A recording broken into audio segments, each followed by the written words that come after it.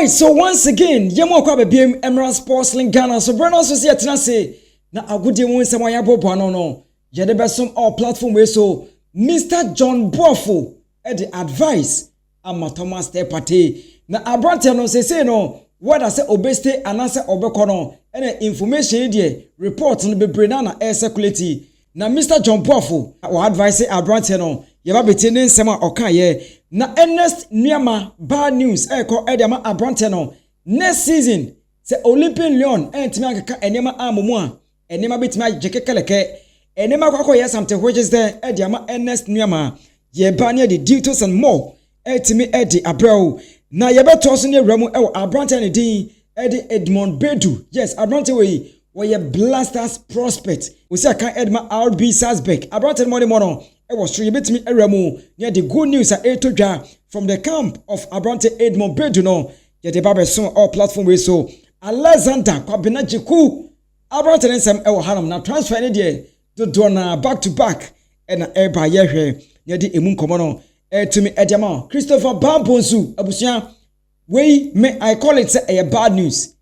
and aba me banam the latest no etumi edia bro metre ni de no bokwa so oba so subscribe like ni pia share na enkomo no entimi enya kama now yenwa mu na ye fast stories no ensha ase na me ensha ase dem de wura mu ewo abrante ni din edi Edmond Bedu na abrante no na osia kan ewo Norwegian side eye song na obekaya August 2024 and abrante no etimi esane contract a o sha ase se oni RB Salzburg ebo adwuma na since abrante e making the debut Edma RB Salzburg no the rest has been history and abrante performance no a top notch enya semketwa na currently abrante modern more ordinary for RB Salzburg no reporter Urban say top clubs are bebre etimi eramu say abrante Edmond Bedu no omunya ya enka omope na yesi the leading club why na adwe say onya abrante Edmond Bedu a obesign no eye club ani din edi Borussia Dortmund yes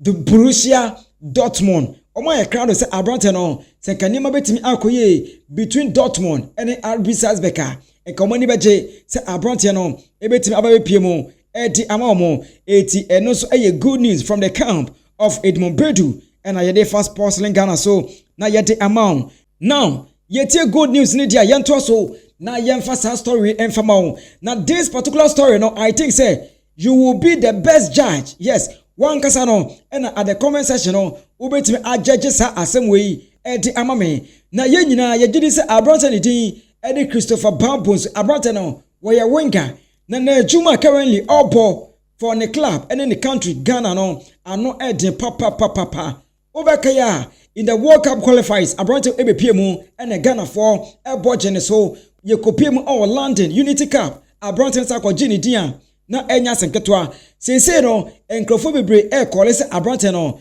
Blasters no anytime bia otuado be make call bia no Christopher Bonsu no e wo se yetimi efre no na sese na abrante epiki na ne ball no e ko nanim no reporter eba e che se abrante na agya tum prekope se obebu na ketem e de free KRC gang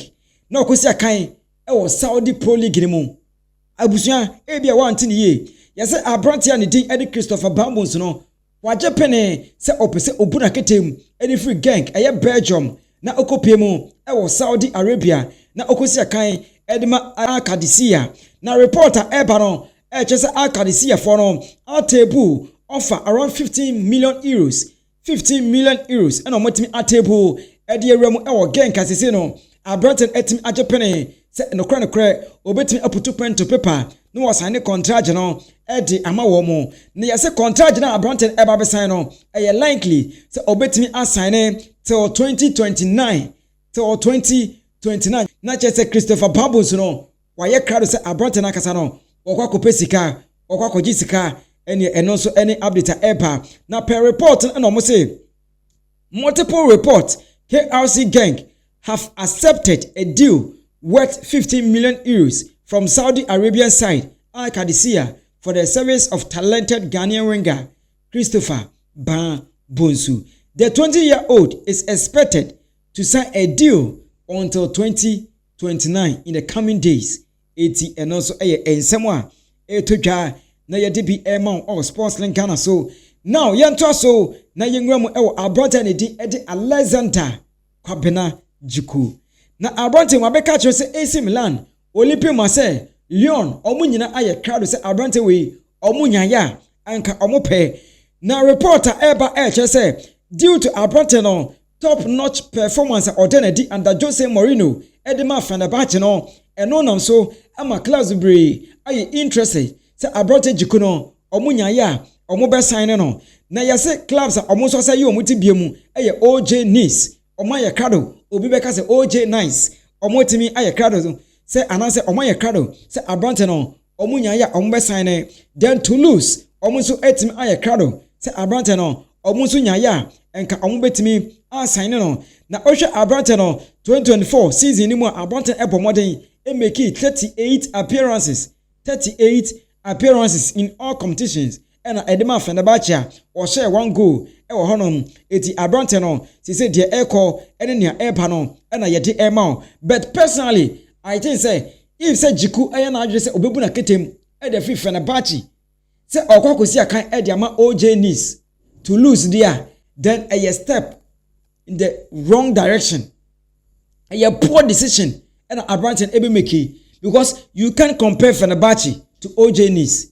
You can't under no circumstance can you compare Fenerbahce to Toulouse and match it. Eti ebusia obaswa at the comment section no na watimi ache wadwene kama edi amame na enkomo no etimi akoye now yenwura mu ewa abrante ne din edi Thomas Partey na se Partey nsam de obia eka bi ene enna abrante ekọ ade chia wo kọ akakakra bi omo di nkomo na me no kasa no Mr. John Buffo edi nkomo na wa advise abrante Thomas Partey se ebeya abrante no won't stay for another season yenko ni nkoti ensema Mr. John Buffo edi tuja. I think it will be difficult. I think that both of them will probably need to compromise and maybe find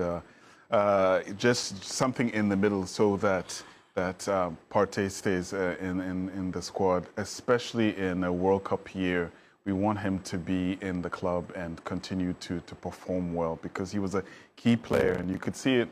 in the first game against PSG when he wasn't there, and it seemed like this team was struggling because it moved Declan Rice into a position that he wasn't used to playing in really throughout the season. So Partey needs to be in this club next season for them to go to the next height, and hopefully they'll be able to also get maybe a striker. I saw that they're on the verge of signing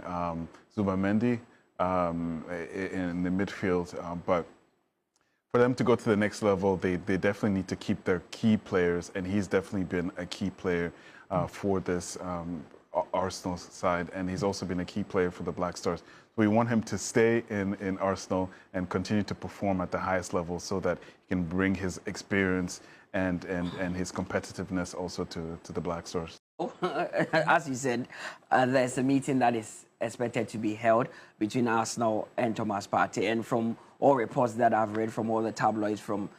England, you can see that it's about money. There's a small difference as to what Partey and his camp want and what Arsenal is offering. It's not about the number of years they're offering, because Arsenal will not go beyond 2 years, knowing that, I mean, Partey is in his 30s and maybe nearing the twilight of his career. So for Thomas Partey, they just have to come to an amicable solution. I feel that he needs to play one more season with Arsenal before he leaves. He has a lot of options. There's Barcelona, there's a Juventus also knocking on the door. But this is a man who spoke recently to TV3 and talked about the fact that his family is well settled in England and at Arsenal, and he wouldn't want to move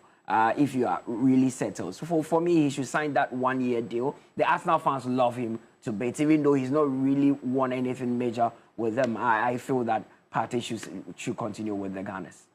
All right, so Mr. John Buffo, and I want to say, advise Thomas Partey, senka ebeya onye pene na put pen to paper enfama Arsenal for no. Now one sign a contract no enfama omo nanka omo 1 more season ebo Arsenal akache. It is based on ensemwa Mr. John Buffo editu dwano. Now so obo modern ache wadwene e comment section wo edi amami. Now you wrap it up e abrante din edi Ernest Nuamah na abronte we from last season nyina no obete say Everton for no epese omo sign no ene Fulham for ni nyina no eba on board but Ernest Nuamah entimi ansign contract no edru ba bi kran abronte no ewrem ekoye medicals edma Fulham nanso odwane ye wo abra wantimi uncomplete medicals no afama Fulham na sese no ohwese de enema sifa eko for Olympic Lyon ne dia ebusuya enema kwaje kekaleke enema nkasa no akwakoye something which is there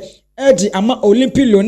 na ne nyina ene sese de enema sifa eko no anhwe ya next season Olympic Lyon ebetin eremu relegation na akwakosi akan ewo French League 2 ni mu na abrante Ernest Nuamah so akwakobo adwuma ewo honom eti eno so eye ensem a eba yedi mu nchemu no edi ema na ohwe report na omo say Ernest Nuamah is expected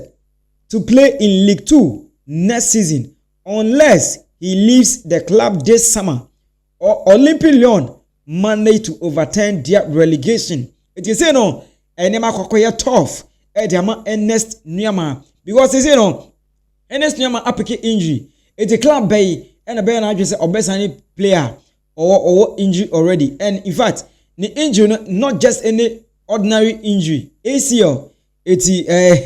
and so that enya ade papa sa eti eno so latest eba yedimu nkomo no etimi ede amount mesre obaso a the comment section no na watimi ache wadwene kama na nkomo no etimi akoye yensia na yensane 1 or 2 shout out na nkomo no etimi enkoye nti we enwamu nkomo evangelist in Cancer TV ewo Belgium ye cha papa Ayarega Elvis Azuma wonso ye cha bebia obia then Amanda Ofosia yes a shout out to you then Mr. Eric Tate bebia obia no Eric nie ye cha papa yenim se tembiano o monitor show no from afar na we nso etimi abomoden ato so e de ma Silvanus ye cha papa then Kenny Calvins a shout out to you na we nso etimi ato so e de ma Samuel Hector a shout out to you then Ekuyamo Boatin Eric ye cha papa then Martin Boka a shout out to you Skono GH